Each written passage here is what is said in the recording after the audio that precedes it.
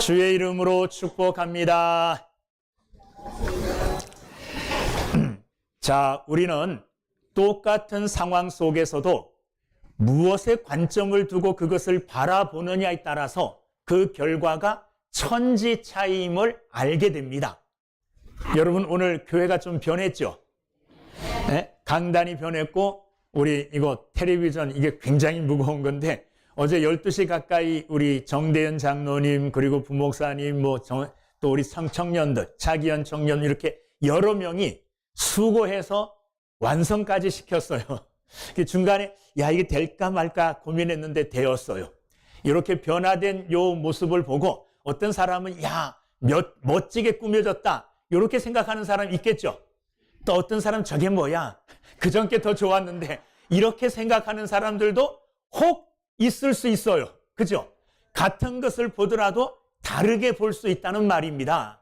자, 이스라엘 백성들이 출애굽하여 이제 가나안을 향하여 행진하는 중에 모세가 12명의 대표를 뽑아가지고 가나안에 정탐을 보냈습니다.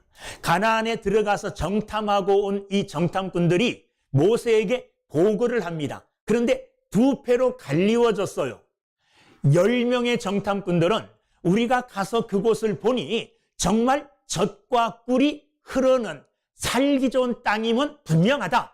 그러나 그곳에 있는 사람들의 성은 견고하고 그곳에 있는 사람들을 봤더니 전부 거인과 같이 키가 크고 그 앞에 우리가 서봤더니 우리는 마치 그 사람들이 보기에 메뚜기처럼 보였을 것이다.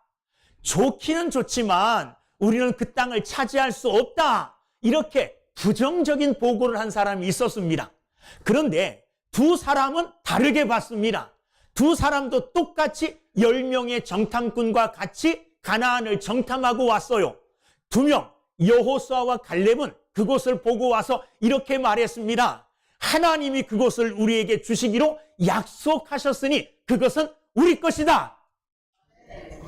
그곳에 있는 사람들이 아무리 키가 크고 성읍이 견고할지라도 그들은 우리의 먹잇감이다. 그들은 우리의 밥이다. 올라가서 그 땅을 차지하자. 이렇게 믿음의 보고를 했어요. 똑같은 것을 보고 왔는데도 달리 보고 10명의 정탐꾼의 영향을 받은 10명의 정탐꾼과 모든 백성들은 그들의 말을 듣고 낙심했습니다. 낙심했다는 말은 마음이 무너져 버렸다는 말이에요. 좋긴 좋은데 낙심하여 그곳을 차지할 수 없다는 슬픔 가운데 빠졌습니다. 그러나 2명의 정탐꾼은 하나님을 바라봤어요.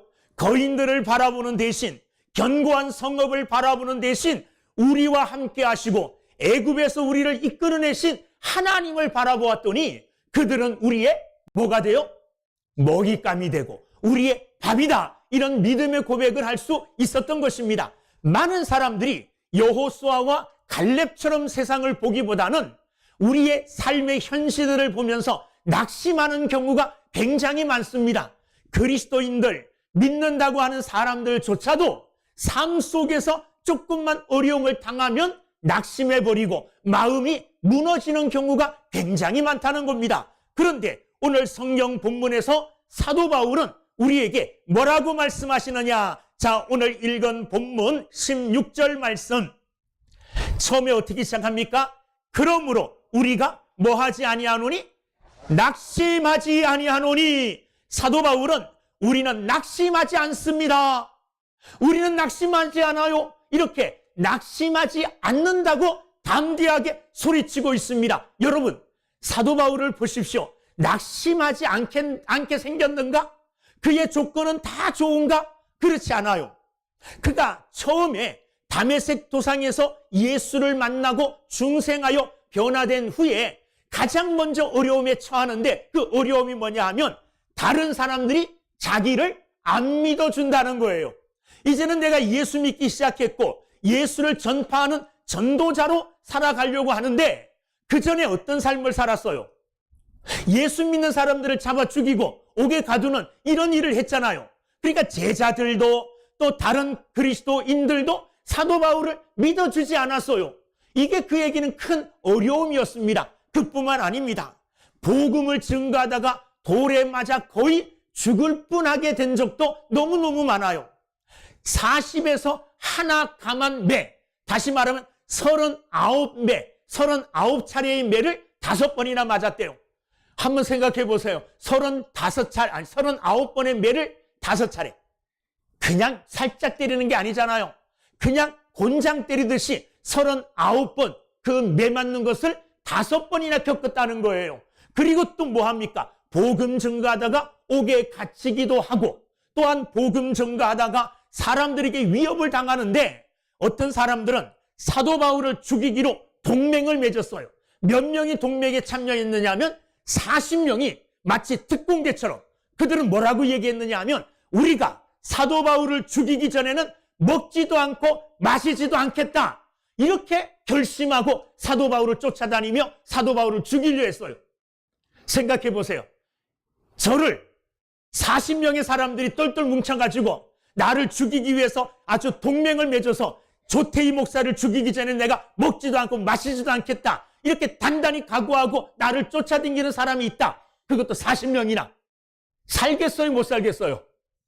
불안하지요. 어떻게 살아요? 마음이 무너지고 낙심할 수밖에 없지 않겠습니까? 그리고 전도하는 중에 강도들도 많이 만나고, 강의 위험, 바다의 위험, 여러 가지 위험들도 만나요. 뿐만 아니라 그는 복음 증거하는 하나님의 일꾼으로 살아가면서도 육체의 질병을 가지고 있었어요.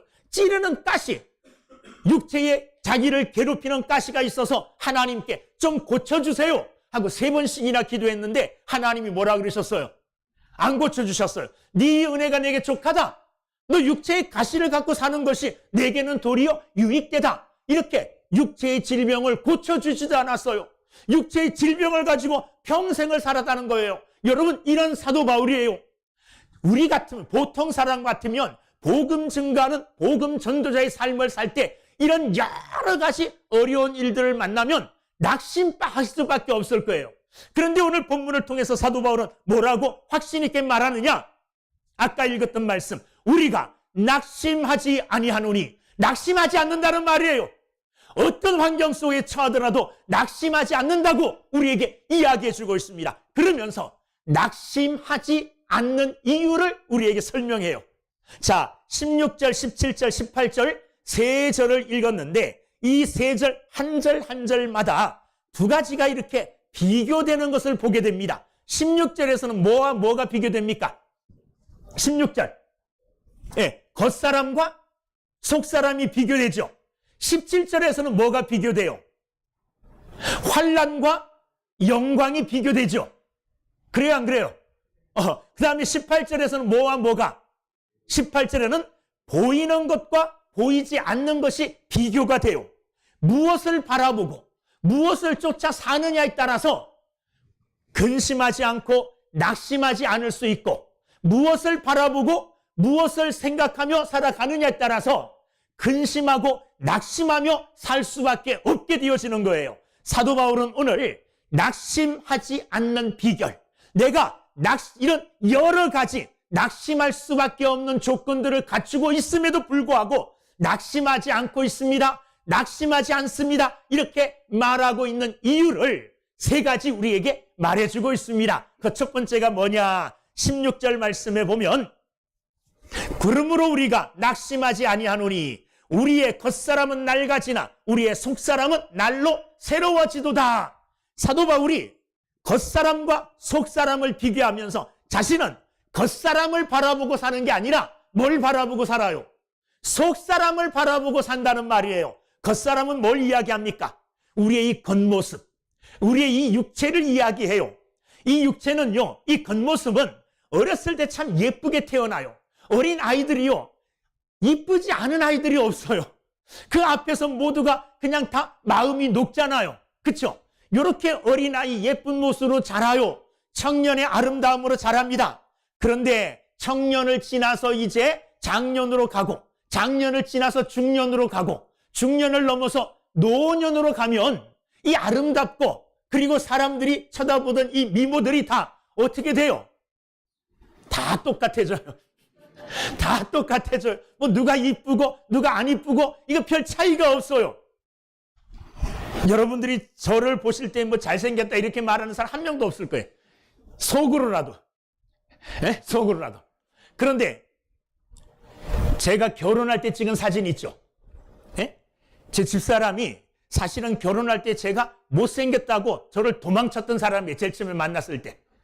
그런데 요즘 결혼식 때 찍은 그 사진 보면서 당신 잘생겼었네? 그 젊었을 때는 제가 잘생겼대요. 그런 잘생긴 외모, 이쁜 모습들이 나이를 먹으면서 점점 어떻게 됩니까? 점점 새하여지고 점점 낡아져 간다는 거예요. 여러분 모두도 아름다운 시절이 있었어요. 멋진 시절이 있었어요. 지금도 아름답고 멋지지만 그때만은 못하죠. 육체는요, 겉에 눈에 보이는 이 겉모습은요, 아무리 가꾸고 아무리 아름답게 꾸미려고 해도 세월을 거스를 수가 없어요. 돈 많은 사람들, 얼굴에 주름 피고 아름답고 예쁘게 만들려고 뭐 여러 가지 일들을 하지만, 그러나 나중에 보면 더 추해 보이는 경우가 굉장히 많아요. 그냥 아름답게 자연스럽게 늙어가는 것보다 더 추한 모습으로 변하는 이런 모습을 우리는 가끔 봅니다. 성경에 전도서 12장에요. 우리의 육체가 나이가 들어감에 따라 낡아져 감을, 변해감을 집을 비유로 해서 우리에게 말씀하시는 말씀이 있어요. 제가 읽어볼 테니까 한번 가만히 들어보세요. 자, 개역 개정이 아니라 여러분들의 이해를 돕기 위해서 현대어 성경을 제가 전도서 12장 1절부터 읽을게요. 한번 가만히 들어보세요. 우리의 육체가 어떻게 돼가는지. 젊은 시절에 창조주를 기억하여라. 늙고 병들어서 아무런 기쁨이 없다고 한탄하는 나이가 되기 전에 내 창조주를 기억하려라. 소나기와 먹구름이 계속 몰려와서 해와 달과 별들을 가려 모든 빛이 어두워지기 전에 내 창조주를 기억하여라. 소나기가 그친 뒤에도 먹구름이 몰려오리라. 이제부터 중요해요. 자, 3절. 그때에는 집을 지키는 파수꾼처럼 강하던 두 팔은 늙어서 떨리고 용사처럼 강하던 두 다리도 약해져 후들거리며 맷돌 가는 여인들처럼 부지런하던 이빨도 거의 다 빠져서 맷돌이 잘 돌아가지 않고 창밖을 내다보는 여인들처럼 초롱하던 두 눈도 희미해질 것이다. 길가의 이중문처럼 여닫던 내 두 입술도 굳게 닫혀지고 맷돌 갈듯이 밥 먹던 소리도 사라져 갈 것이다. 새들이 지저귀는 새벽녘에 일찍 잠이 깰지라도 너 자신은 기머거리가 되고 떨리는 소리로 말을 더듬거릴 것이다. 높은 곳에 오르기가 힘겹고 발걸음을 옮길 때마다 꼬꾸라질까 겁낼 것이다. 흰 살구꽃이 뒤덮은 머리와 늙고 비대해진 몸을 메뚜기처럼 천천히 끌고 다니며 어떤 보약으로도 양기를 돋우지 못할 것이다. 그리하여 죽음의 문전에서 자신의 영원한 집으로 들어가면 거리에는 초상꾼들이 돌아다니게 될 것이다. 그렇다. 내가 아직 젊었을 때에 내 생명의 은줄이 뚝 끊어지고 금그릇과 같이 내 머리가 깨어지기 전에 내 목숨이 우물가에 놓인 항아리같이 깨어지고 샘의 두레박줄처럼 끊어지기 전에 내 창조주를 기억하여라. 실감나지 않아요? 예? 튼튼하던 다리가 후들거리고 언덕에 잘 못 올라가요. 막 음식을 장사처럼 막 씹어먹던 이빨이 다 없어져갖고 음식을 못 씹고 귀가 안 들리고 눈이 침침해지고 이런 것들을 집에 비유하여 전도서 기자가 아주 사실적으로 표현했어요. 한번 읽어보세요. 집에 가. 야, 이게 나를 두고 이야기하는구나. 느낄 수 있을 정도예요. 우리의 육신은요, 우리의 겉모습은요, 가만히 두면 이렇게 저절로 낡아져 가요. 저절로 어떻게 되어 가느냐? 썩어져 가는 겁니다. 16절 말씀에 보면 겉사람은 낡아진다는 이 말은요, 썩어져 간다는 말이에요. 그냥 가만히 두면 낡아져 가고 썩어져 가고 결국에는 없어져 버릴 아무 쓸모없는 몸뚱아리다. 이런 표현이에요. 이런 겉모습에 연연하고 이런 겉모습에 우리의 소망을 걸고 살아가다 보면 우리는 낙심할 수밖에 없어요. 지금 나이 드신 여러분들이 또 나이 든 제가 제 얼굴이나 제 몸뚱아리를 자랑한다면 낙심할 수밖에 없죠. 요즘 젊은 아이들 벗은 거 보셨어요? 이게 땅땅하게 나오고 여기 왕자 새겨지고 뭐 울퉁불퉁 근육 나오잖아요. 저도 그럴 때가 있었어요. 안 믿으실지 모르지만요, 고등학생 때 신체 검사 하시잖아요. 거짓말 아니에요. 그러면 우통을 다 벗고 신체 검사하면 다 나 쳐다봤어요. 안 믿으시네, 반은. 그러나 그때는 근육이 좀 있었다는 말이에요. 근데 지금은요, 보면 다 빠졌어요.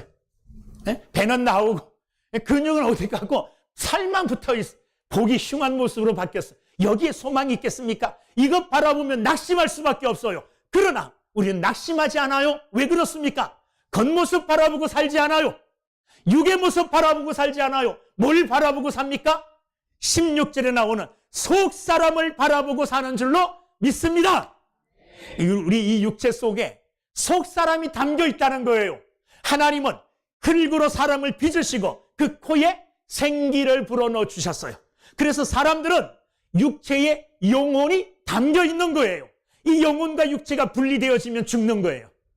자, 이 육체 속에 담겨 있는 속 사람인 우리의 영혼은 하나님과의 관계 속에서 자라나고 성숙해져 갑니다. 이 영혼은요, 하나님과 교제하게 돼 있어요.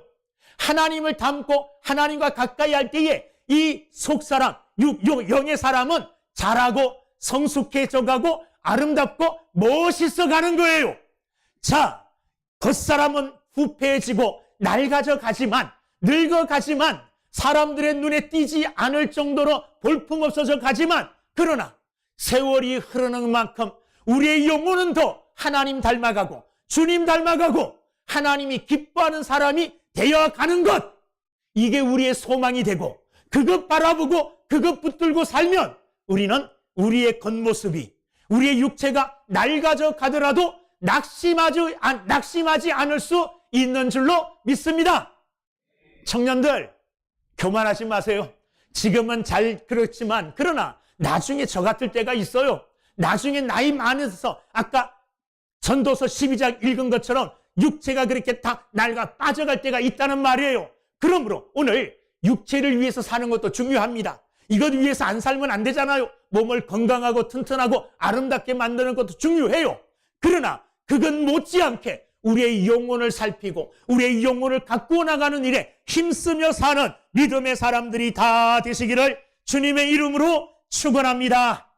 두 번째, 우리가 낙심하지 않으려면 어떻게 해야 되느냐? 17절 보면 우리가 잠시 받는 환난에 경한 것이 지극히 크고 영원한 영광에 중한 것을 우리에게 이루게 함이니, 우리 삶 속에 고난, 환난이 닥쳐올 수 있다는 거예요. 그런데 사도 바울은 이 환난을 뭐라 그랬느냐? 보세요. 두 가지로 표현해요. 하나는 잠시 받는 환난이라 그랬어요. 환난은 계속되지 않아요. 영원히 지속되지 않아요. 환난과 고난이 찾아올지라도 그 환난과 고난은 잠시예요.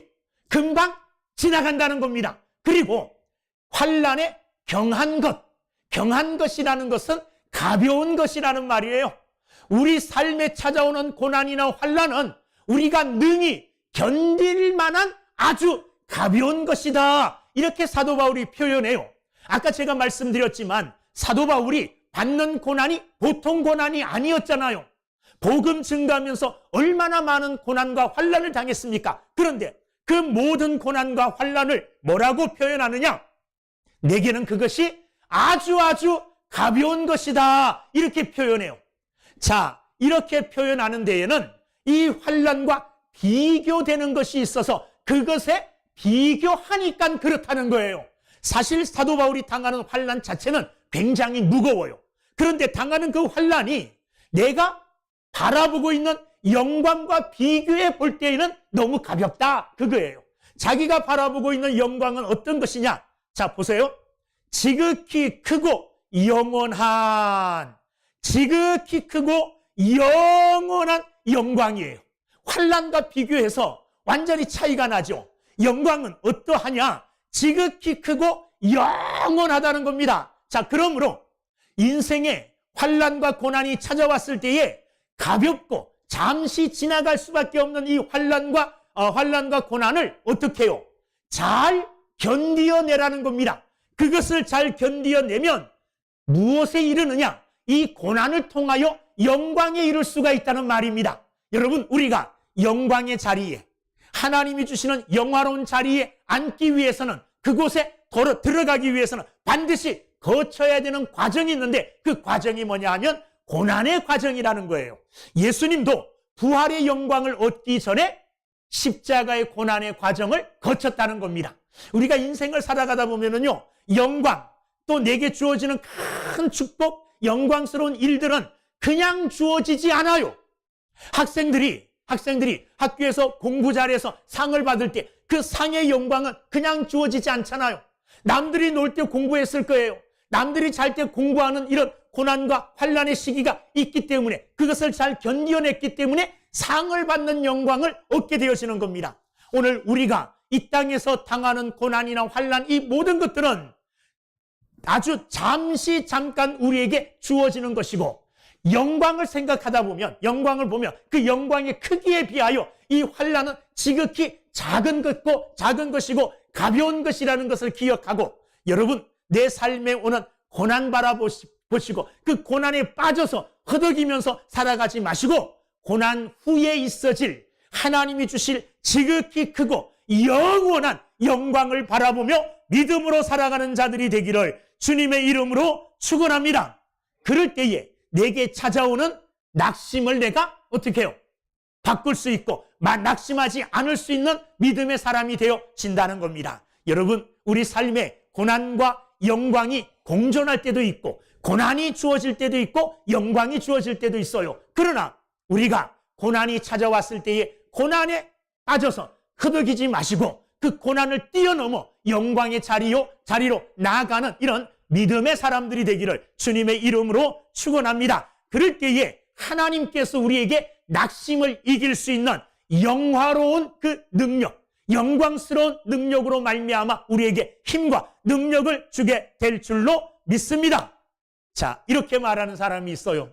고난과 환난, 영화가 주어지는데 무엇이 중요한가를 바라보면서, 그 중요한 것을 바라보며 살아가야 되는데, 고난이 중요하다고 생각하고 거기에 빠져서 허덕이며 헤어나지 못할 경우에는 영광 속에 나가기가 힘들어져요.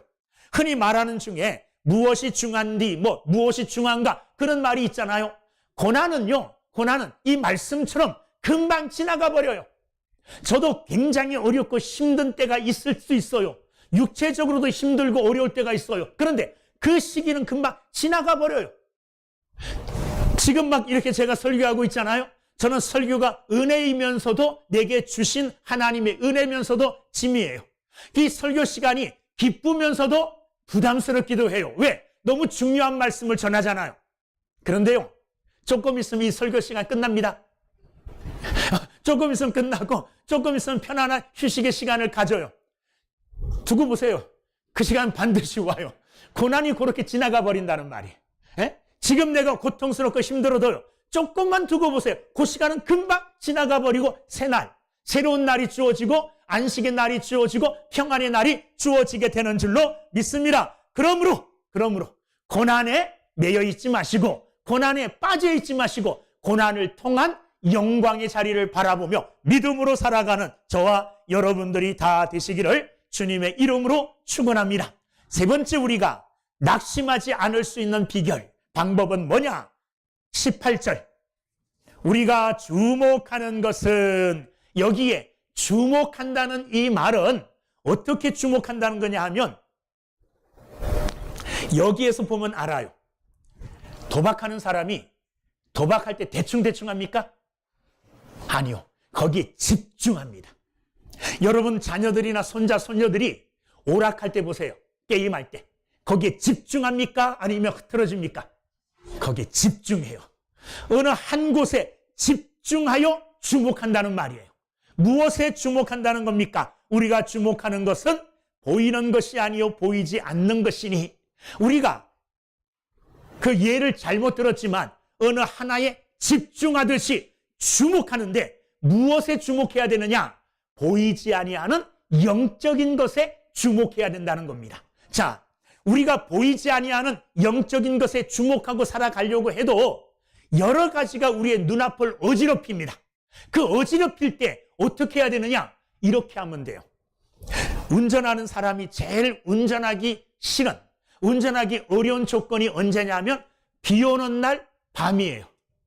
비 오는 날 밤은요, 이 선도 잘 안 보여요.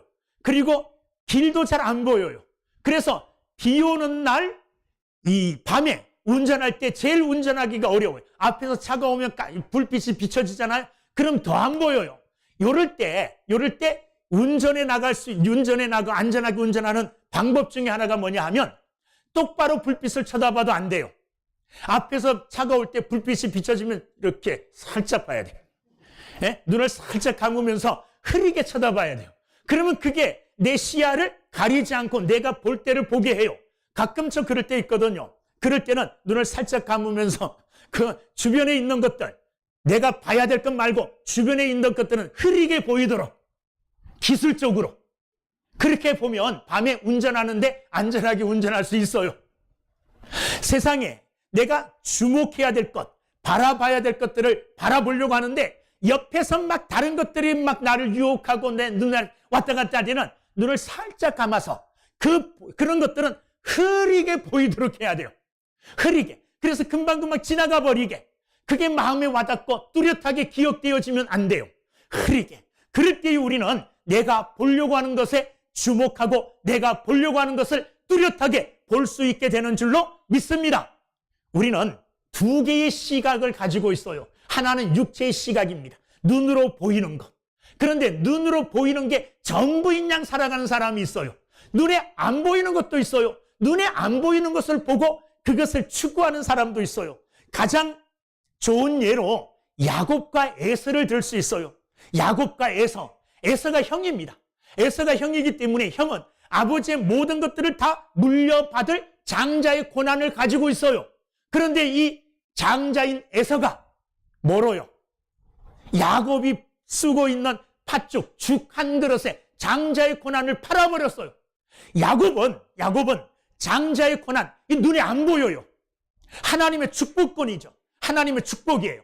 영적 축복인데 이 눈에 안 보여요. 그러나 눈에 안 보이는 하나님의 축복을 야곱은 굉장히 중요한 것으로, 굉장히 귀중한 것으로 사모하고 그것을 어떻게든지 얻으려고 애를 썼어요. 좀 나쁜 방법이지만 그러나 형에게 팥죽 한 그릇으로 그 장자의 고난을 사버렸어요.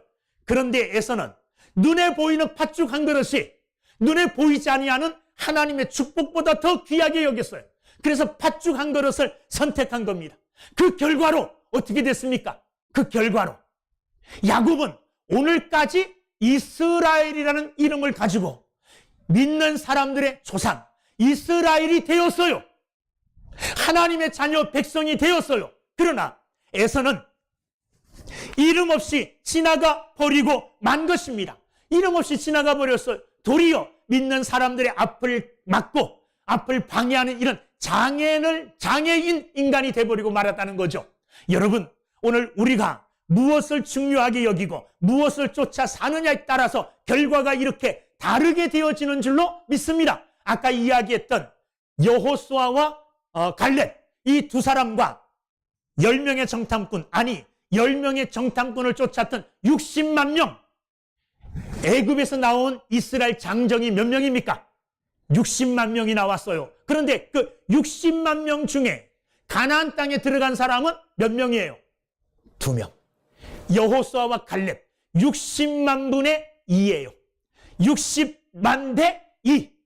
2명만 가나안에 들어갔어요. 어떻게 들어갈 수 있었습니까? 어떻게? 그들은 하나님을 바라보았어요. 그들은 하나님의 약속을 붙들었어요. 그리고 하나님을 의지하고 가나안에 사는 아낙 자손들을 밥으로 여겼어요. 믿음으로 가나안을 바라보았다는 겁니다. 그러나 10명과 함께 60만 명은 눈에 보이는 가나안 족속, 아낙 족속, 거인과 같은 그 모습, 견고한 성읍, 그거 보고 그들은 주저앉아 버렸어요. 결과가 어떠냐? 천지 차이잖아요. 60만 명은 가나안에 못 들어갔어요. 그러나 2명은 가나안에 들어갔잖아요. 결과는 완전히 다르다는 겁니다. 여러분, 오늘 여러분들은 무엇을 중하게 여기고 무엇을 바라보고 살아갑니까? 눈에 보이는 것이 전부인 양 바라고 눈에 보이는 것이 전부라고 생각하고 그것을 쫓으며 살아가고 있습니까? 아니면 눈에 보이는 것보다 더 중요한 하나님의 역사와 하나님의 나라와 하나님의 인도하심, 영적인 것을 바라고 눈에 보이지 않는 것을 위하여 살아가고 있느냐? 오늘 내 자신을 돌아볼 수 있는 여러분들이 되기를 주님의 이름으로 축원합니다. 눈에 보이는 것들 보고 살아가면 낙심할 수밖에 없어요. 왜냐하면 세상의 것들로는 사람들이 만족할 수 없기 때문에 그래요. 세상에 있는 돈을 다 모아와도 만족 못합니다. 네? 벼슬, 권력의 자리에 올라가잖아요. 올라가면 올라갈수록 더 목이 말라요. 최종적인 자리에 올라가도요, 만족하지 못해요. 세상의 것으로는 참 만족을 얻을 수가 없어요. 그러나 하나님은 우리를 하나님으로 만족하게 창조하셨어요. 저와 여러분들을 만드신 분이 누굽니까? 하나님이시잖아요. 하나님은 우리를 누구보다 더 잘 알아요. 우리가 어떻게 만족하며 살아갈 수 있게 하나님이 창조하셨느냐? 하나님으로 만족하게 살아가도록 우리를 창조하셨어요. 그러므로 하나님이 창조하신 창조의 섭리를 쫓아 하나님을 바라보며 하나님으로 만족하는 이런 믿음의 삶을 살 때에 세상에 그 어떤 것들이 나를 낙심케 하려고 해도, 낙심시키려고 해도 우리는 속사람 보고 살아갑니다. 영광스러움을 바라보며 살아갑니다. 눈에 보이지 않는 하나님의 나라, 하나님을 바라보며 살아갑니다. 그러면 이 세상 그 어떤 것들도 우리를 낙심케 하지 않을 수 있다는 것을 믿고 나는 낙심하지 않습니다. 왜요? 나는 속사람을 바라보고 살아갑니다. 나는 고난이 아닌 하나님의 영광을 바라보며 살아갑니다. 나는 눈에 보이는 것이 아니라 눈에 보이지 않는 하나님 나라를 바라보며 살아갑니다. 고백하며 낙심하지 않는 저와 여러분들이 다 되시기를 주의 이름으로 축원합니다. 기도하겠습니다. 은혜로